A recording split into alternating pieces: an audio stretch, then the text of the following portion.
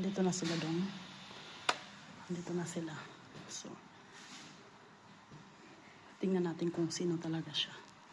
Sino siya? Tingnan natin kung sino sila. Sino kabaya sila? Ah, ayun. Ito si paring dong. Dito lang yung may ilaw dyan, wala na? Oo, wala na ditong ilaw. Diyan lang ang may ilaw, pero pagdating mo dito, wala na. Dito na si Dong. Oh. Hindi mo sinabi mo lang na, ay, wala kayong kandil. Wala naman. Marami kaming kandil sa bahay. Marami kayong kandil. Gahanap tayo ng kandila. So, Meron naman yung ako. ano nyo ngayon? Kailan ang ilaw dito? Next week pa ang ilaw. Tagal pa. So, paano to? Malamig. Ay, okay lang. Pag malamig. May may height zone? Wala ang ilaw. Walang heights. Lahat, wala. Kayo lang dito? Oo.